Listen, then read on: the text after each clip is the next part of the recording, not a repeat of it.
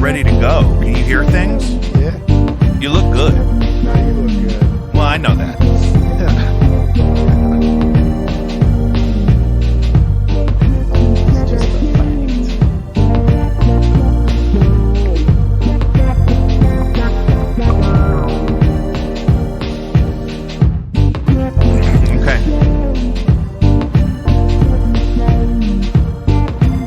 What's the song? This is the theme to my podcast. Oh, that's great. You don't know this? I was actually listening to a few of them yesterday. All right. Welcome back to Jacob V Weekly. The first time we've done an episode 7 days after another one in a long time, and I'm grateful for it. We want to start, as we do every episode, by asking you to reach out and donate to Caddyshack of New Hamel, Illinois. That's Caddyshack, C-A-T-T-Y, Caddyshack I-L, I want to say, on Facebook.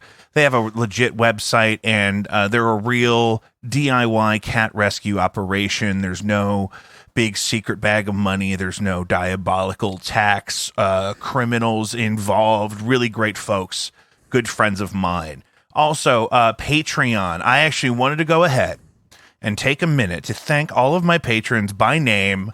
I'm just, because I didn't ask you if this was okay, I'm just going to use your first names just for your anonymity, because we actually took home some money from Patreon for the first time since launching it. It took me just that long to find out how to get money out of it and set it all up, and also I subscribe to some people on Patreon, so we're also finally to the point where my Patreon donations are being paid for by my Patreon earnings, which is just great. We finally crossed the threshold, and I'm just so in love with all 9 of you. Let's talk about Joseph Peary, God bless, newest member. Kristen Moore, my lovely aunt. I don't have to do the last names. Sarah from Caddyshack.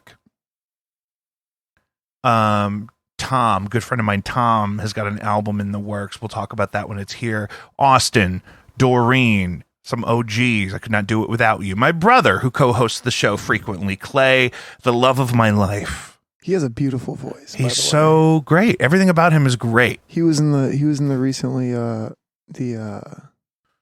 was it? Jacob V Returns or whatever. Yeah. He was in a recent episode. He did a couple episodes with me recently. My good friend Andy, also a patron, and Matt Riddle, I believe one of our earliest patrons and a longtime collaborator of mine since COVID. That brings us to some stuff relevant to talk about. My band with Matt, Blinded by Stereo, has an album that's been out since November. The vinyl pressing is on the way. There's a release show at the Heavy Anchor, I believe, this summer.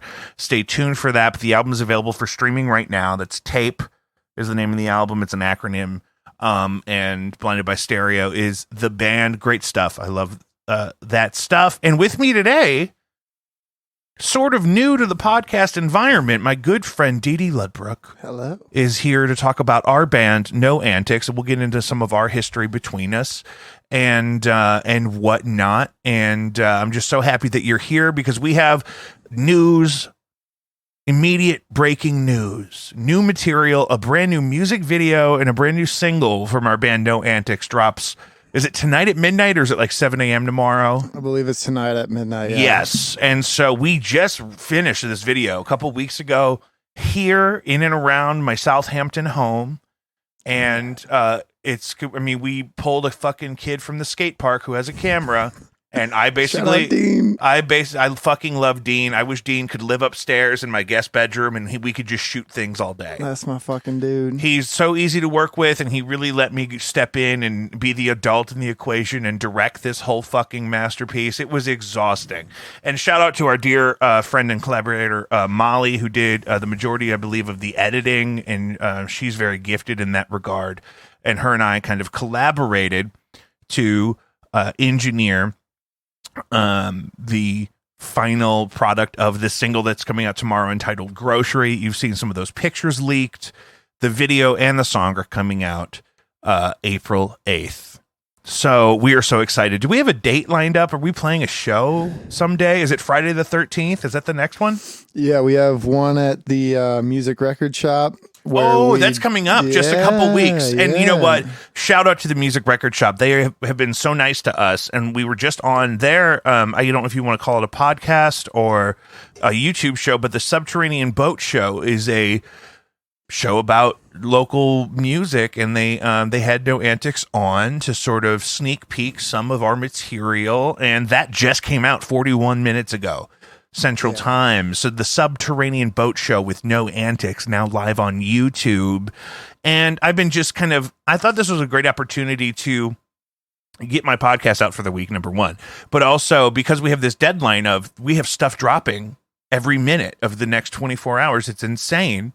That Didi, I'm so glad you could be here so that we could really tell people what they're in for, because I've been mentioning No Antics a lot, and up until just recently all we had was like one single, and then we finally had a video out, and that video was much harder to shoot because we had like 30 or 40 extras cycling throughout the day, coming in waves. I mean, that was insane. That was difficult. That was nuts. I was ready to fucking kill somebody. It was crazy. And nobody was even really being a dick. It was just so hard. Yeah. Because we were like directing and blocking out the shots as they were happening. We had no plan. Right. We knew the kind of shots we wanted to get, and we had a vague script, but there was no actual choreography. No, we pretty much, you know what I mean? We had a basic script, but honestly, for Grocery and Withdrawals, the music videos, for the most part, we pretty much we winged it. We wung it. We wung it, brother. Yeah, we pretty That's much the official wung past both tense. of them. So both of them, I believe, we had like full on scripts for, and then when it came down to filming, we pretty much just kind of like fucking went with whatever was happening for the most part. Yeah, and so this video, we shot in and around my home, and we had various outfits, and all my neighbors had to see me stomping around on the most beautiful day of the year in my wedding dress, which I think we have to retire and get a fresh one. I think it's laying over there next to you, D. It's it is. There was dog shit in the backyard, and it's a long dress, and I just can't guarantee that there isn't dog shit on that dress, and I don't know how to wash it because it's like vinyl material. Yeah, you'd have to take it to like the fucking an expert. Yeah.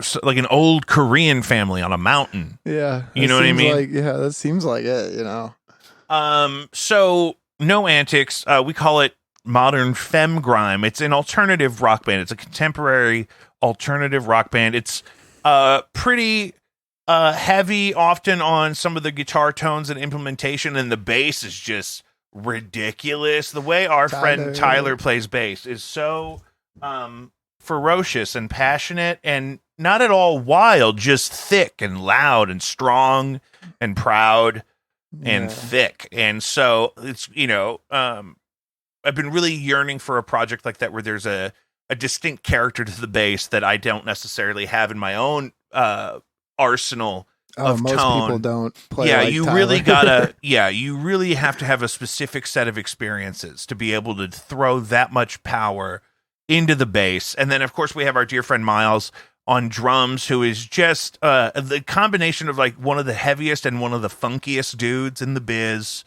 And just so good. And then, Molly and you both have your own unique kind of compiling of guitar tones. She's very much like a big muff, like thick, saturated fuzz tones. But then the vocals are very feminine, and they're usually harmonized really beautifully. Oh, yeah. Even within the sort of punk alternative heavy style of the music. It's just great. I really enjoy it, and that's why I stick around, and I leave all my expensive keyboards over there so that you guys won't kick me out, because you'll have to help me carry them out.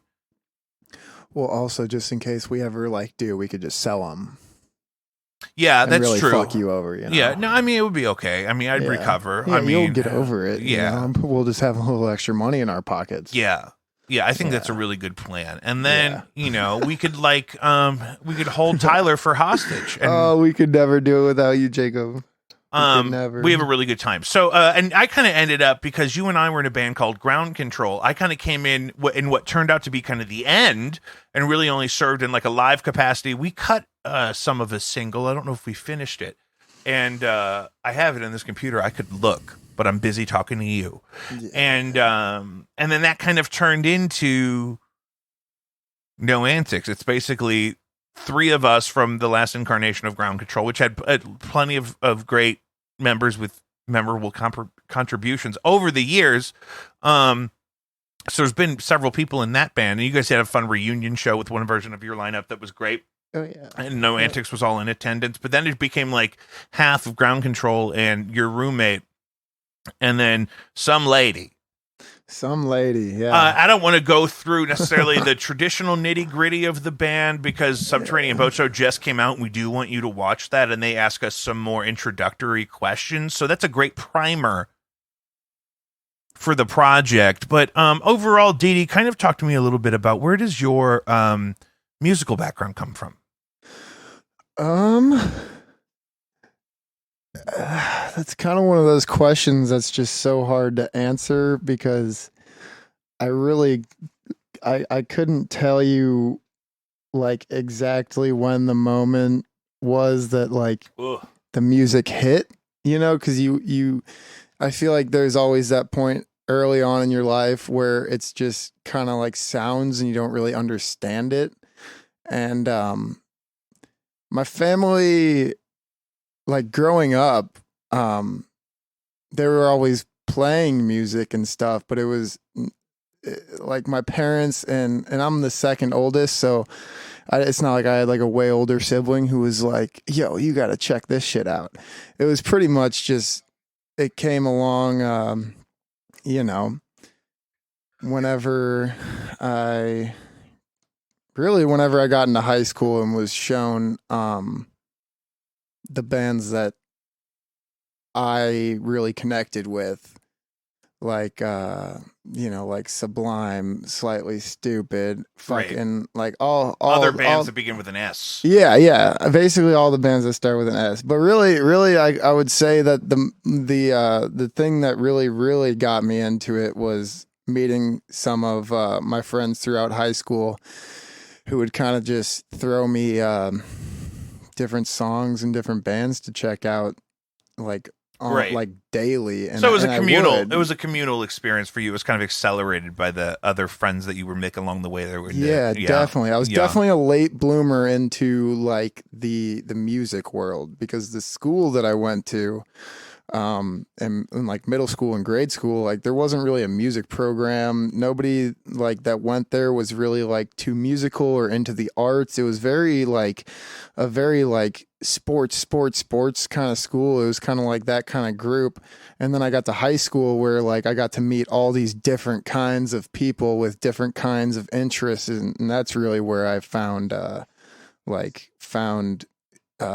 guess who I was and who I wanted to be, Loving it. I'm just making sure the stream was live because I think we got in trouble for that little bit of Fergie we let leak in before we started recording. But when we sent the video live, we were jamming on "Glamorous" by Fergie and Ludacris because Jack Harlow has a song coming out where he sampled that, and we love that song, and so we were vibing deep. And UMG is not happy. UMG is not okay with that. So, that's the risk you take. Yeah, I had a similar experience that, I kind of had already wanted to sing, and then a buddy of mine started playing drums, and I had a guitar, so it was very much like, okay, let's do that. And that's kind of where it all started. Yeah, I love the mix of influences and backgrounds kind of represented on the stuff we've been working on. It's going to end up being a full record's worth of material, and we're kind of releasing stuff gradually, so you always want to stay tuned for the next release because we have other things in the works all the time, and we're producing a lot of our stuff ourselves, so we have the benefit of a more rapid turnaround time where we can get something done and then out in a couple weeks, as opposed to a 6-month timeline and the traditional way where you would have to release big chunks of material at once. We're trying to gradually kind of leak some of that stuff out. And again, you can hear several of the songs on the Subterranean Boat Show that just came out with No Antics. And we have our video and new single dropping, I believe, at midnight. So by the time most of you are going to hear this, it's already going to be out. So open up a tab, dog. Go check it out. Open up a tab, No Antics. Show some love. So what about you though? Was there a specific time where you were like, I mean, it had to have been. I doubt anybody can remember this, but by chance, do you remember the time where like the music really hit you, like gave you goosebumps, and you were like, "Oh my fucking Yep, god!" I do remember exactly. I was just talking about this. That Yeah. when the White Stripes' "Hardest Button to Button" video came out, must have been like 2003. Mhm. I was kind of at that point where I was thinking about, that I liked music and I had a guitar already, and So and then how old were you at this point? Like 13 maybe. Okay. And it was different than the other stuff that was like a lot of the stuff that was on the radio at the time, rock wise, was a lot of white noise and drums and vocals. Like it was mixed that way. It was produced that way. Like a lot of rock music from that time was like that. But then the White Stripes were it was so simplified that, like you were saying, you don't even really know why you like something yet because your ear develops so much over time. Yeah. Your ear for the music. And so I really didn't know why I liked it, except for that I thought, oh, I could probably do something like that. And it's, it's direct and it sort of hits all the right pleasure zones in your adolescent rock and roll brain. And then, but also, isn't overly complicated or overproduced. And then that was sort of my gateway into music in general. I had done some musical theater. I'd done a little bit of acting. I wouldn't say I was a child actor in the sense that I worked, but through school and stuff, as you have those opportunities. I never really liked playing sports, so I kind of went for that stuff at first, and then I was in choir until like 10th grade, and then I took other types of music classes and stuff. Yeah. But kind of grew from that, and then I'm teaching right now at a local school of school of music, and it's those same songs that kind of made me want to start learning to play guitar, and then the stuff that was on the radio that I could learn how to play kind of quickly or whatever at that time that really got me going is the stuff that kids are kind of starting with now. Did you what was your first instrument? I know you kind of play bass. A little bit I had a guitar, but then we thought my hands were going to be too big for guitar, so we got me a bass. But then there were guitars in the family around, and so I kept ending up with them, and quickly moved to guitar and kind of wanted to do both. And then by 17, I think I started learning how to play keyboard because I think my friend had shown me where like a C chord was, and then it was just something I wanted to have in my thing, so it kind of just grew out of the stuff I was learning playing guitar. And then I took a music theory class my senior year in high school. It became AP music theory later, but it wasn't that yet. And got to really know the music theory stuff in the context of notes on a piano or a keyboard, and so then that kind of kicked that along, and it's but it's got the edumacation on it. Sure. So that's all a part of my thing, but it really was all, my initial thing, like when I was a little kid, I wanted to be a dancer because like when I was a little kid, I loved like the Spice Girls and Britney Spears, and like that was all brand new at the time. I mean, how could you not? But I'm a little too big and heavy and lopsided, and my legs are a little too short to like skateboard or like dance professionally. So, well, you never know. Yeah, playing keyboard is great because I could sit down. Yeah, you can kind of kick back, relax, and just listen to the grooves and play along. Just sitting down. Yeah. That's how I like it. Yeah. And also you get so much work playing keyboard in a town like this because so few people play keyboard compared to like guitar and stuff. You know what I mean? Everybody needs a keyboard player. And if they don't have one, they need to get one. But there aren't a lot of them. And a lot of them are also guitar players. Yeah. And a lot of them would rather play guitar. And I kind of got, I get opportunities to play guitar. I can play guitar anytime I want. Yeah. So, and a lot of my own. With us, if you ever wanted to. I knew that was coming. I can't. I only have 11,000 guitars. I can't just leave them all over town. Well,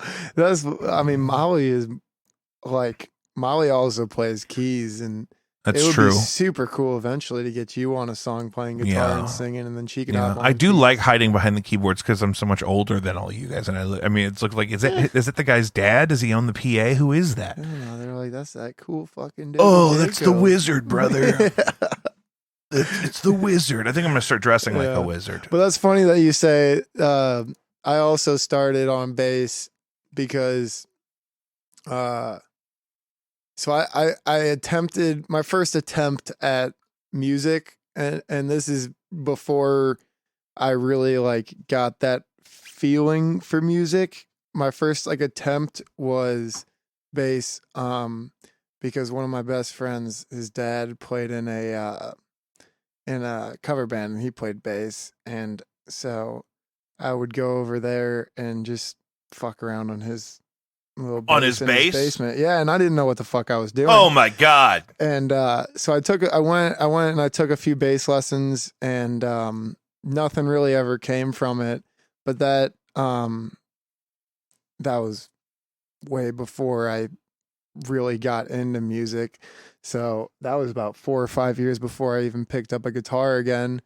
And yeah, so after that is really, I guess you could say that was my first instrument, although I didn't really like learn anything until I started playing guitar. But the first thing that I picked up really was a bass. Yeah, I mean, it makes sense because they're tuned the same, and it's less strings. You play one note at a time. And I think that was my like thing behind it, was like, what's like because like I didn't know shit about shit, so I was like, what's like the easiest thing like that I could like get myself into this with, and it kind of seemed to be bass, although there's so much more to bass than That's the thing. Yeah, it's a good starting point if you're going to move on to guitar, but if you're going to stay on bass, there's plenty to learn. There's plenty to do.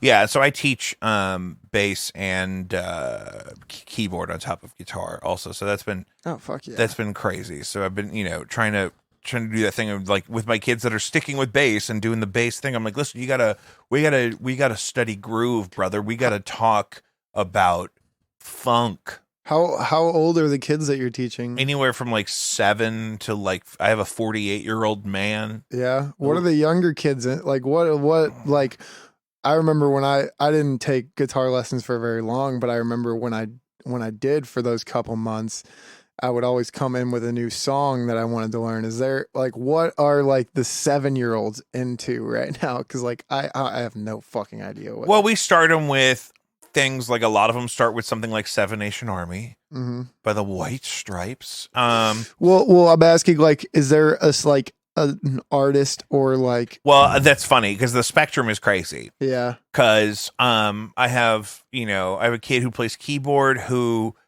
wants to, the first thing we learned was Hide by Juice World from Spider-Man the Multiverse movie. Ooh. And it's really the same like chord progression, just in a different key as like All Along the Watchtower. So then I showed him that and said, so sometimes to show him how like chord progressions, if you move them around, they could be different songs, and so you really don't have to learn everything separately. That's huge. And then I've been, and he's literally like 9, and I got him like jamming. I said, so listen, I'm going to give you a list of all the notes we can hit. Can you show me where each of these notes are one at a time?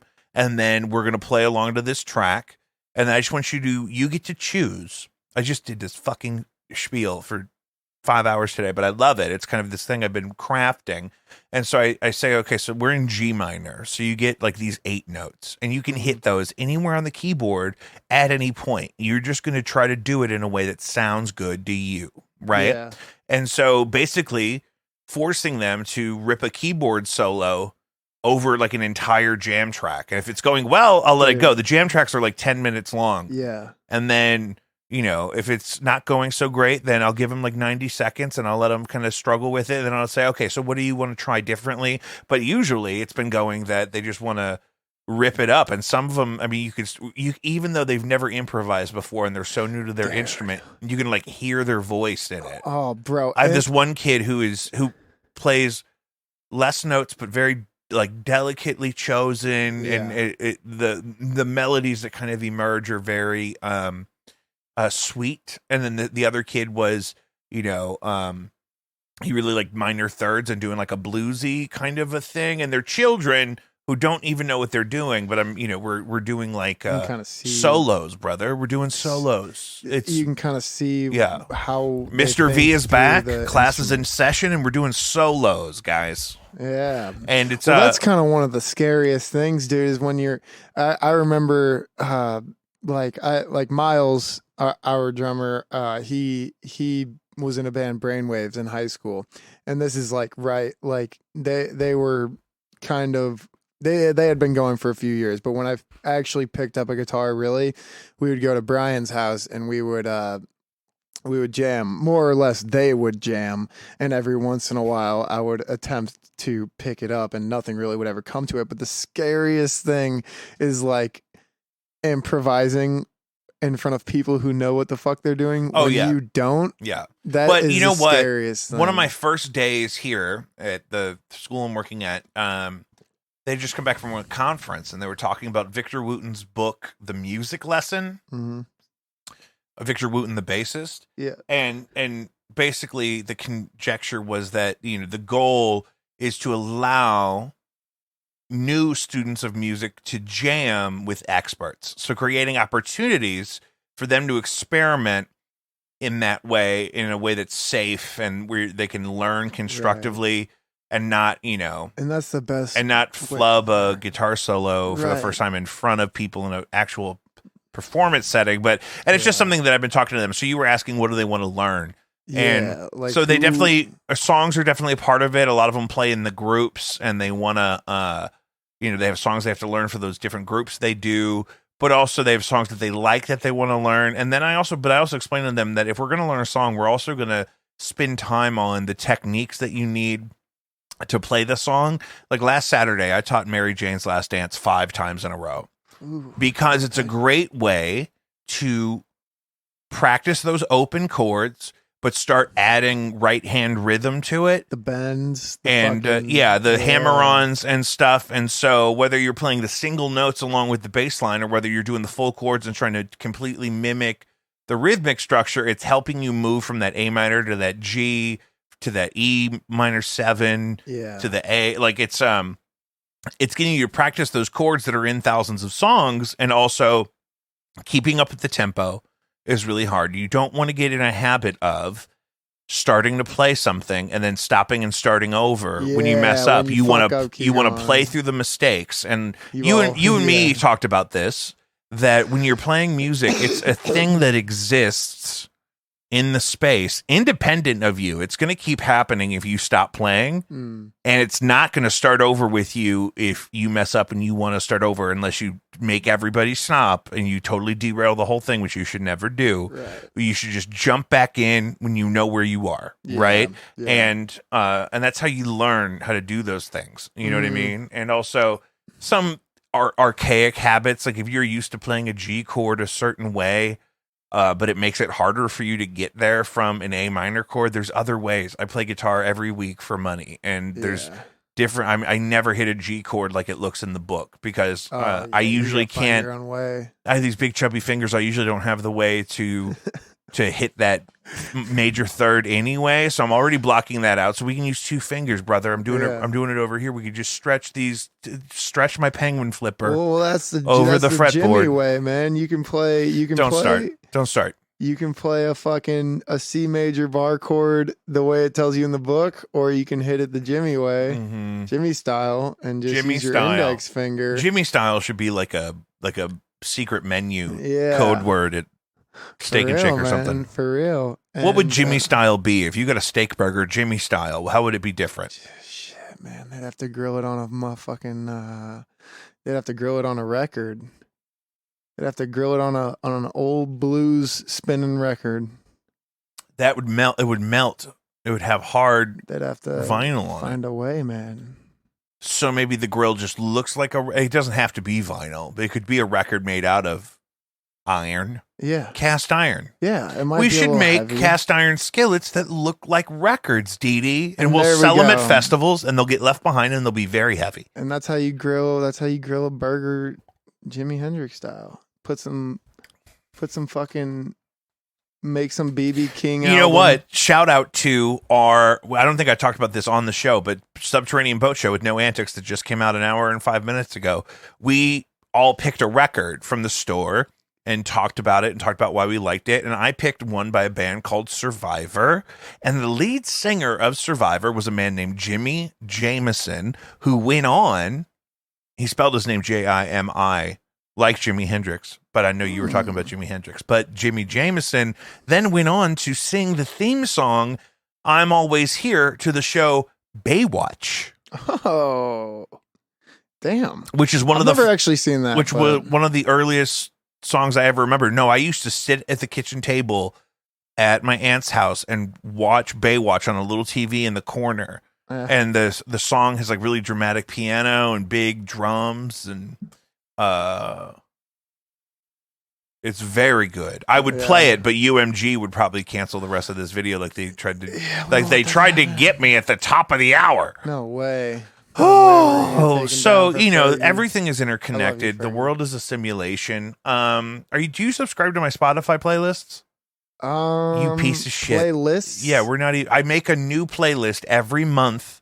Jacob V's favorite songs on Spotify, and I update it every month, and I add to it all month. And when we hit a new month, I start a new one. April is up, and it grows with the month. So you can go back every day, and there's going to be new stuff. Well, I need to get on that. And it's not just my stuff, and it's not just new stuff. It's just anything that I'm listening to. It's going to be new. It's going to be classics that are reemerging. It's going to be people I know that are releasing music, like my friend Zaza G, the MILF rapper. Oh yeah. Or I like that song. Midi and the Crew. Midi and the Crew has appeared on this show, and he's got a whole album out now. Midi and the Crew. His second record is out, and the third one is already in production. So I mean, he is a factory over there. Damn. He's like my own personal Tiger King. And who else? Who else is on the playlist? Local bands that we play shows with, or that my other bands play shows with. They all end up there. It's a great playlist, and I've been making them since October of 2020. So you got tons of them, tons of diversity. It's like a time capsule that I made you that you didn't even know about. That's what I love. That's what I love about it. So pull out your goddamn phone and go to Spotify and find Jacob V's favorite songs on Spotify. They're dated by month. You and I have talked about this before. This is something I put in my podcast notes for this week. You listen to some podcasts, right? Oh yeah. You ever hear advertisements for products like Blue Chew? Oh yeah. Dick pills, right? Dick pills, yeah. I've been really researching this, and the population only needs sildenafil, the active ingredient in products like Blue Chew and Viagra, because they eat 700% more vegetable oil than they did 50 years ago, and they take about that increase in other narcotics and medications that totally nerf your libido. Oh, shit. Oh, yeah. Wait, you said what eats more? What? Yeah, vegetable oil, dog. You're talking about people. Yeah, people eat in general. Okay, I thought you were talking about our the diet medication eats vegetables. No. Like, see, we all eat nothing but fucking ranch dressing, and we take Zoloft, and we take we snort cocaine or whatever the kids are doing, and it makes your stuff not work. And so then they make these pills that is, boner on command, and so they're just solving the problem of the pills and the hydrogenated vegetable oil with more pills. It's just crazy. It's not sustainable. That's the age we're in, man. It just seems like everything is unhealthy for you nowadays. Well, that's a good point. I guess we don't have to talk about this then. You have it all figured out. No, well, I love to hear about it because I hear about the product all the time. I know nothing about it. And this guy was on a very famous podcast, but I don't know if he has his own podcast. But this guy I follow on TikTok named, I don't remember his name. He goes by the Carnivore MD.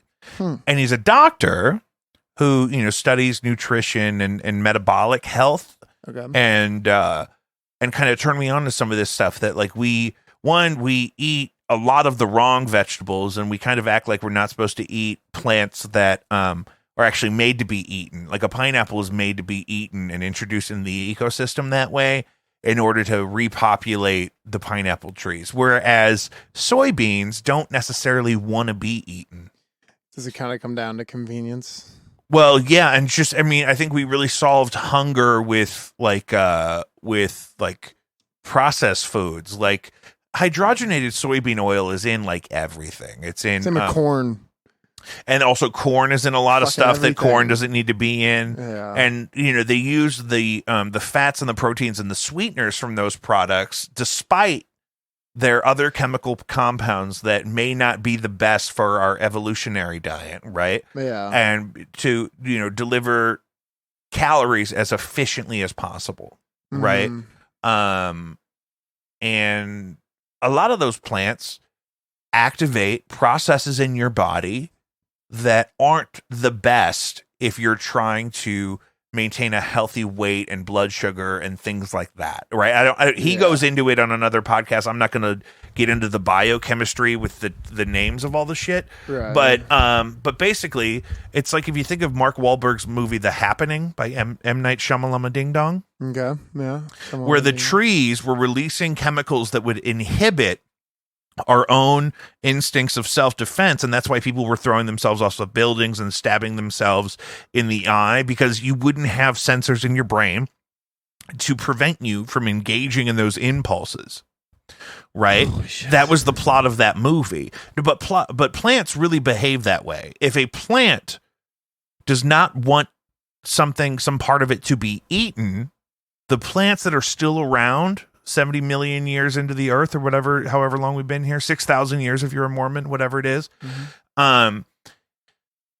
Those plants are still around because they've evolved defenses, things that are going to discourage animals from eating them. Right now, if you look at something that's sweet and juicy and colorful, the plant is telling animals around it that, hey, eat this because I want you to take this and spread it around. So come eat this pineapple or this melon or something that, kind of occurs in a way that seems inviting to be eaten. Something that grows underground does not necessarily want to be dug up and eaten. Yeah. And so there are definitely plants that are good. Absolutely, of course, for your diet, but there's also a lot of plants that we eat way too much of, that we did not eat this much of before we industrialized food, that tell our body to store fat or to store sugar in our blood or things like that. And soybeans are a huge part of that. They also mess up your hormones in your body. They can estrogenize males pretty aggressively. There's some research about that. Now, you got to eat a lot of it, but people don't understand.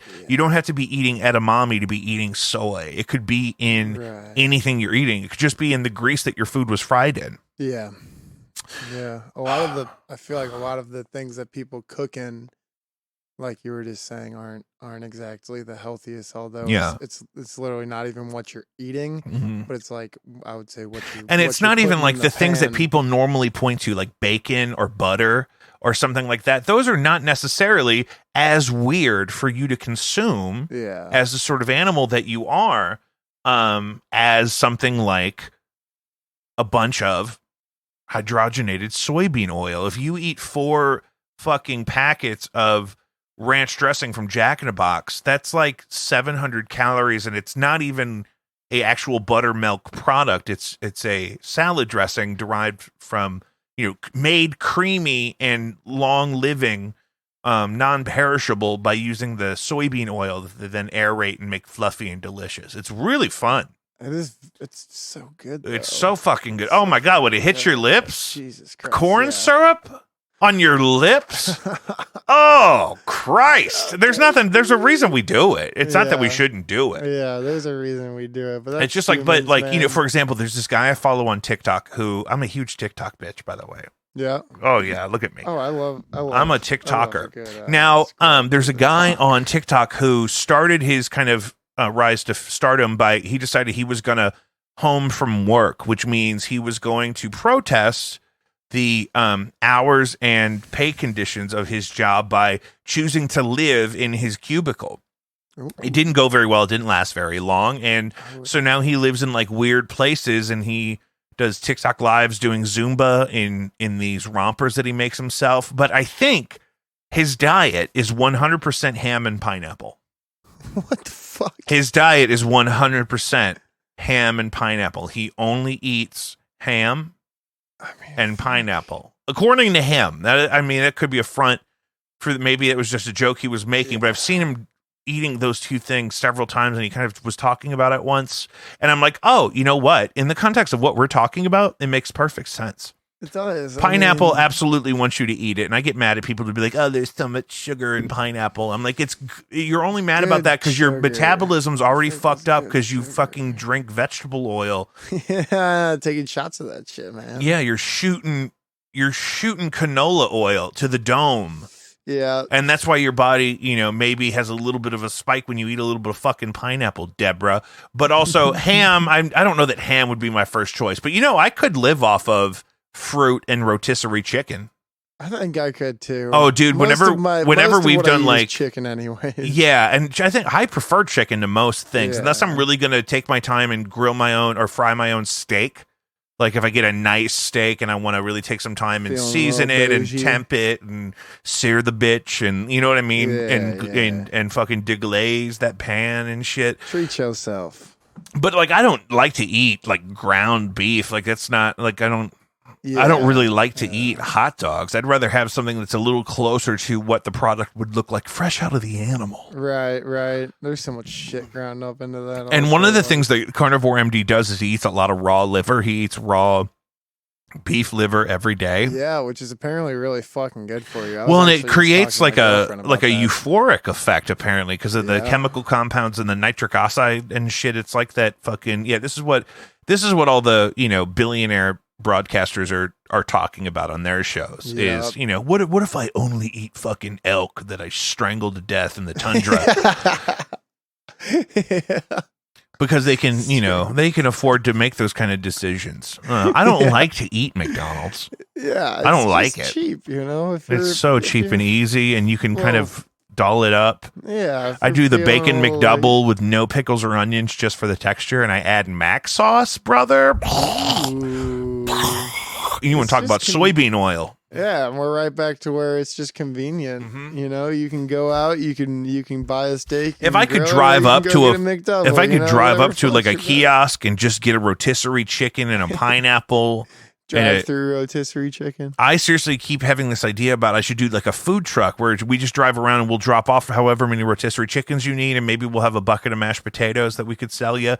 You know what I mean? But you could drive around with a rotisserie in the back of the truck. Why not, man? And so the chicken is rotisserieing while it's being delivered to you.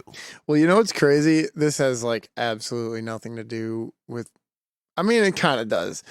So toasted ravioli is like a St. Louis thing. Like most people around the country do like, if you're like, have you ever had a toasted ravioli? Most people that I've came across have not known what the fuck I'm talking about. And really me and my uncle had the idea of opening up like just a tiny little stand in Chicago selling fucking toasted raviolis. And now I'm giving my secret away. But anyways, dude. Your big economic plan was a single toasted ravioli cart in Chicago? This was my big plan, man. This was my ticket out. Well, I hope no one steals that from you. But anyway. That was your ticket out. Have you ever had the buffalo chicken, T-Rav? So good. Buffalo chicken crab rangoon. Oh, my wife makes those. My wife makes the best crab rangoon because some places only have the sweet crab rangoon, and the savory crab rangoon is kind of older school. Crab rangoon also originated in St. Louis or the Midwest, I believe. Oh, really? And maybe me and Barry fought about this though. Maybe I said that to Barry and Danielle when they were on the show, and I think maybe Barry didn't believe me because it's crab rangoons all over the place now, but definitely not Chinese. Yeah, speaking of that, they don't eat that shit. Speaking of cream that cheese guy. Speaking of that Barry guy. Yeah, he was supposed to host this with me last night, and then he had homework, and I was going to call him. What the fuck, Barry? But I forgot to call him. And I don't think we're going to need it for time. So we'll just have you both on together. That'd be great if you guys I'd love to do one with if that, you guys dude. could deal with a beef. If you guys could get some beef going, that'd be really good. Oh, we'll get some beef going. I'll punch him in the face. I'll punch you in the face, Barry. Yeah. So I have to give an update to the listeners. Did you listen to the last episode of the show? Which was where we talked about JFK and Martin Luther King? Was that with your brother? Yeah. Yeah. I heard you guys talking all about the assassinations. No, you guys were but you guys were fuck, what was it that you guys were bringing up? God damn it. What was it? I was so trying to remember what the topic of like that part was. I can't remember. Okay, well, while you think about that, so I did some more listening to some more MLK tapes, and like the whole shit is like just it's not even as intricate as I thought it was. So J. Edgar Hoover, the longtime head of the FBI, who was crooked as could be, had a lot of problems that could have contributed to some of this. For example, there's, it's alleged that he was being blackmailed by the mob, and that's why he never went after them. But we talked on the show about how, he would tap into this, or how the FBI was colluding with this network of Southern criminals that they call like the Dixieland Mafia. It's nowhere near as organized or as hierarchical of the East Coast Mafia. Like the Godfather and shit is way romantic compared to how it worked in the South in the 60s or the 50s or both. And, but his assistant directly traveled to and repeatedly corresponded with high up business people and organized criminals in Memphis to, some allege, plot the sanitation murders, which these two sanitation workers, black sanitation workers in Memphis, got tumbled in the back of a truck and died. It totally looks sketchy. And so there's alleging that they coordinated that to start the strike that brought Martin Luther King to Memphis in the first place, solely for that reason, to get him there so that they could attempt the assassination. And this they had this guy, the son of this guy, on the MLK tapes to talk about everything he knew about that, people often would trust my father with taking care of problematic figures like this. And there was like a whole understanding that if they could get Martin Luther King to Memphis, that this guy's family could take him out. And directly, somebody who could walk out of J. Edgar Hoover's office and then jump on a plane and fly to Memphis and meet with this family repeatedly. That's actually how it happened. Yeah. So, and we're just up. I wrote that down when I heard it on the podcast. It's just such a interesting detail. I think I left it on the last episode feeling like my connections to all those three different assassinations we were talking about, making it look like it was like more mythical than it even actually was. It totally makes sense to me that there would be networks of organized criminals anywhere, especially, certainly in the South. And it totally made sense to me how they characterized it as unique in how it wasn't like these multiple giant operations with big bosses. It was, networks that would never even exchange money. Like it was all favors, it was all like, we're going to help the FBI because they're going to let us get away with some shit. And it's never like, do this for 10 grand or whatever. Yeah. And we went into how there were plans for people to try to assassinate the guy that they were trying to frame for the assassination and the whole thing. And, it's just crazy because J. Edgar Hoover was head of the FBI for like 48 years. And to think of how many things like this must have taken place. And how many things like that are probably still taking place. Yeah, I'm sure it's different now. Like, and they were even getting different then on the assassinations we talked about. R.F. Kennedy, that guy had been hypnotized. The Sirhan who killed, or allegedly killed Robert F. Kennedy, had been like under mind control and shit. So that's a different MO than leveraging like dumb criminals like they did in the other two murders. Yeah, that's some like fucking movie. That's some shit you would see in a fucking movie. Yeah. Some new subscriber. Zach, thank you so much. Feel free to hit us up on Patreon. Patreon.com/JacobV. Love you. I'd love to see. I don't even know what I benefit from with the Twitch subscriber, but I really hope that I get more of those someday. So yeah, the sickness is deep, and you can't dwell on it for too long because it's dooming. Yeah, that is crazy though, man. You gotta be a real piece of shit to do something like that to begin with, but you gotta be an even bigger piece of shit to do it for free. Oh yeah, that's a great point. Yeah, that's a really great point. Yeah. Zach, we were just catching up on some of the new music. I got a new music video with one of my bands coming out at midnight. We got a new single dropping then. We just did an episode of the Subterranean Boat Show that's available on YouTube. It's really good. We were talking about how people's dicks don't work because they eat too much soybean oil and they take Zoloft, and then we were talking about J. Edgar Hoover, killed Martin Luther King, and the normal stuff around here. Zach. Thank you. I'm responding to a chat here, D. I got a whole operation. Yeah, you're good. I got Your 4 dick monitors. Might also work too. You might not be with the wrong or the right person. Maybe it's not all these soybeans. Maybe you just got to find somebody who can get your dick hard. Well, are you talking to me? I'm talking to whoever the myself. victim is. Yeah. Yeah. Well, let's hope nobody's a victim. Do you want to talk about that? I'm wearing my Sally Jesse Raphael glasses, and so I feel like we could talk about this. So tell me about. I'm sure there's a lot of people out there who are just, they get into the zone with their significant other, and it doesn't work. And Wow. what? Maybe it may not be the soybeans all the time. Maybe it's that your partner sucks. Whoa. Do you understand that that's going to be hard for a lot of people to try to deal with? What do you do about that? I don't know, man. I guess that's something that you gotta figure out on your own. Hot take. I know. You kind of stopped the whole, you kind of like, I felt like we were winding down and then you fired me back up again. It's just, that's another thing that comes up. I'm sure. Maybe it's a combination. It's probably a combination. Maybe.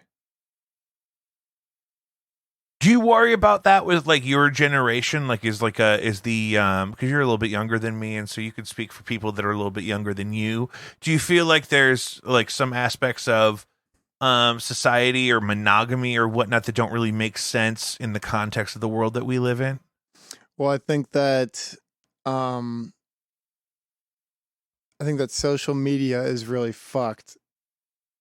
Although everybody's on it, I think it's really fucked in that site because it basically is an opportunity for any old fucking person to be like, oh man, you see that person dancing in that video, you like, oh yeah. Man, I could probably hang out with that person. And in reality, it's like, well, maybe not.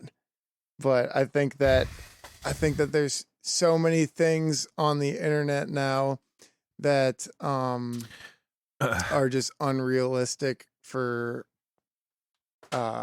What do you think about the guy on TikTok that he was like on a radio show or something, and he said, if you have a girlfriend, she should not have an Instagram. That's cheating. I think that's fucking stupid. Okay, so you don't agree with that. I just want to clear that up because it was being alleged in the chat that maybe we're leaning in that direction. No, I don't think that. I think that what about just as somebody who, you're not necessarily on the market, but you're not married, so you're younger than me. You're a young single guy.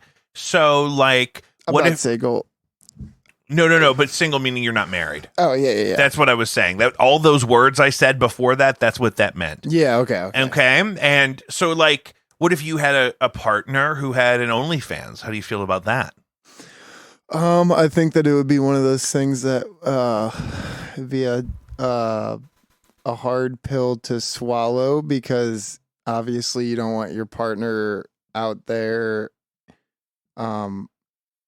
showing what they got to so do you feel like, but also on the other end, if that's their way of going about it and making a living, as long as they're faithful to I was talking with, to a friend of the show about this the other night, and he said, dude, OnlyFans is expensive. And that's what I'm saying. A lot of those people make a lot of fucking money. And that's the thing. So Zach is bringing up exactly what I wanted to talk about. That if so it's a twofold question. Option A, you start dating someone and they're totally upfront that they have an OnlyFans and it's something they do to supplement their income. Do you think that relationship for you continues? And is it cooler because that knowledge was out in the open? Because you kind of made it sound like maybe the situation was that it comes out that you're dating someone. Yeah. What, you've had an OnlyFans and we've been dating for 8 weeks? Like, what are you talking? You know what I mean? Yeah. I think definitely if that's the case, so Zach is So you're saying if they're upfront, but here's my question. So of course you want them to be upfront about it because you don't want it to be like a secret because that makes it like a problem, right? Yeah. However, are you going to continue into a more and more serious relationship with somebody who has an active OnlyFans? I guess it would really depend on how deep that connection is. Because if it's one of those things where it's kind of like, to begin with, probably not. But if it's somebody that you are super into and that's, how they have been making a living, I'm not going to ask anybody to change their life based on me, because I wouldn't want any. It's kind of like um being, in a sense, like a working musician, for example. Like it's like a give and take. It's like, yeah, kind of sucks knowing that anybody can see that, but also, if the love is there, the love is there. It's kind of like being like a working musician. Not that I am a working musician. I am a musician, but I wouldn't say that that's how I make my living right now. But it's like, if I were in a position where I was going to be gone 6 months a year, and somebody came up to me and was like, I was talking to somebody, and they were like, "Well, I want you to stop that because I'm here now." Mm-hmm. I would Yeah. not want. I would Yeah. definitely stray away from that. And if that's the case, then I'm assuming the person who's on OnlyFans would probably not be into that to begin with, anyways. So illuminating. So great. Mm-hmm. Now, what about all these middle-aged people that are converting to polyamory instead of getting divorced? Have you heard about this? Like people in their 40s? Like swinger. Okay, but swingers? it's not Is that necessarily kind of- like that has a very specific connotation of being a thing that people did every now and then to be crazy and fun. Okay. Whereas people actually have like full relationships with other married people openly with all the married people involved. And it's like a way for them to elicit some of that freedom without going through with like a traditional divorce and a custody agreement. It's like, no, we're going to co-parent and we're going to stay married, and I'm just going to have a romantic relationship with this lady, and her husband's going to have a romantic relationship with another lady, and you're going to go date dudes, and like, you know what I mean? Like there's this huge trend of people around the age of 40, I'm noticing, that are experiencing this. Is the polyamory thing as common with younger people? Like did you ever find yourself meeting people that that are kind of in open relationships? It's something I get asked about a lot. It's not something that's for me. I don't even have the desire. I'd like to be good at one. Yeah. That's not for me either. But I do see people. I see why people, maybe if they have been in a committed relationship and they're still young, wanting to still experiment. Like I said, that's not for me, but I could see how that would definitely come up with people, especially being young and not knowing fully what the fuck is going on. I could see. Do you think it's sustainable? Like if you were like, no, I don't think so. It doesn't ever. I can't speak for anybody but myself, but for me, I do. I do not see. I don't see that being sustainable, really, unless they're just the two most open people in the world. It's an interesting topic, and Zach just dropped a statistic in the chat. We do stream these live, and you can follow us on Twitch or Facebook or YouTube. But Zach is saying, if you look at the numbers of people that study this stuff, apparently 30% of straight men are dating 90% of straight women. Wait. 30% of 30% of straight men are in the dating pool with 90% of straight women. So does that mean? So that means there's like 70% of dudes who aren't in the market. And then statistically speaking, there'd be more women with multiple partners than men with multiple partners. Oh. Yeah, well, I could see that. How? Why? I'm not disagreeing. I just want to know. No, yeah, I could see that because I feel like I feel like for women, there are, I don't know if this is like bad to say or anything, but there's always options, For men, there might not always be options. I don't know why that is or how that is, but temptations are a real thing. And if there's 7 guys at the bar and you're an attractive person, then there's potential to be 7 people who will come up and buy you a drink. Whereas if there were 7 girls at a bar, and you're an attractive guy. I don't know. I don't know what the fuck I'm trying to say. You're an attractive guy. I don't know. I just feel like you're tall. You're in shape. You have that beautiful more hair. Options. So, I mean, how do you have older women approach you when you're at Hot Shots? Not a lot. Oh, that's unfortunate. I would think that number would be higher. I stick around this local bar called the Get Down. Do older women ever come up to you and be like, "You're so beautiful"? I had a woman kiss me on the mouth at Mile 277 one time. R.I.P. Not the woman, the bar. The bar. Just walk up to you and kiss you on the mouth. She walked out. She was hammer drunk, and she said, "You look like a scene out of a movie." And she kissed me on the mouth. Dude, that would probably creep me out. Yeah, and then we went to the handlebar. Ooh, Not me and the lady. Not me and the lady. You went to the handlebar afterwards. Yeah. I don't know, man. I don't know. I feel like we're also entering. Have you ever been kissed on the mouth by an older lady unsolicited? No, I definitely haven't. But I will tell you one thing. I was at the Slightly Stupid concert one time, and there was this big old dude, like 6'8", like big fucking dude, like linebacker, NFL style dude. And there was this dude in front of me who had kind of like longer hair. I guess you could like he had more feminine qualities than most males do. And this fucking weird dude turns around, and he the way his eyes look, he was bug-eyed as fuck, man. Like he was on something, and he turns around and he kisses this fucking dude, like turns around, grabs his face and kisses him on the mouth. And this dude and his friends like obviously push him away. And then he realizes that he had just kissed a man, and he gave this surprised face, turned around and walked away. And this dude turns around to us and is like, "What the fuck just fucking happened? Did that dude just kiss me?" I hope that wasn't me. Shit, man. He might have kissed you, but it wasn't you. It was a small, skinny blonde dude with long hair. But yeah, that would be very, very weird to have that happen to you. So yeah, that's sorry, Jacob, that happened to you. I'm sure that was traumatizing. It was pre-COVID, so it wasn't as alarming as it would be present day.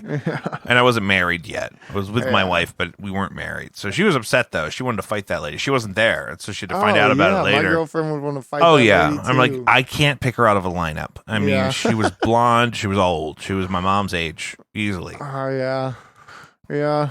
But I don't know. I feel like we're entering a much more accepting age. Not age. I feel like we're coming into a much more accepting time all around, like tattoos, sexuality, gender, everything. I feel like every generation has been like that, where every generation is more accepting than the last generation. But I feel like there's been like a super spike in the past like 10 to 15 years. And I don't know. What do you attribute that to? I would say back to social media, because everything is being seen now. So visibility. And, yeah, I would say like the homophobia and the racism and everything that you see now through Instagram, Facebook, I don't know when Facebook, I don't know, probably like 20, 30 years ago, you weren't 100 years ago before Facebook. Yeah, you weren't seeing that every single day on your feed. And yeah, I don't know. I would just say that's a direct correlation to it, because you're seeing how it actually, like, how shit actually affects people and what's actually happening in like the world, you know? That's amazing. Yeah. Well, let's wrap this up. I think this is a topic worth revisiting, and I so appreciate you being here. And I want to talk about the stuff that we're actually here to promote. We have No Antics making the rounds, Subterranean Boat Show, new video and single on YouTube at midnight tonight. That's going to be April 8th here in a minute. And Dee Dee, I just so appreciate the work we get to do. And I'm so glad you could join me today. And I love you. I love you, and it's mutual, and it's okay. And because it's 2022, two men can have love. Yes, absolutely. You know what I mean? Like we do. And I can say full-heartedly that I love you, Jacob. Wholeheartedly. Full heart means you're like sad or drunk. Yeah, like, yeah. Yeah. Guys, that's another episode of Jacob V Weekly. High five. Follow us wherever you get your podcasts, Spotify, Apple Podcasts, Podbean, Google, whatever. Please subscribe, rate, review, share. Any interaction is good for the show.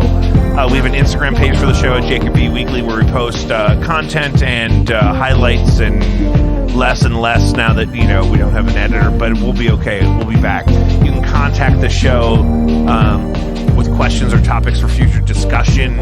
We have an email address, jacobvweekly@gmail.com, where you can call the show and leave a voicemail at 314-632-6602. That's 314-632-6602. You can find original music by No Antics, blended by Stereo, Jacob V, Too Deep. All over all your favorite platforms. You can find music by other, more exclusive projects previously on our Patreon, the only way to support the show. Patreon.com/JacobV. Shout out to Caddyshack. We did it. Be safe. High five.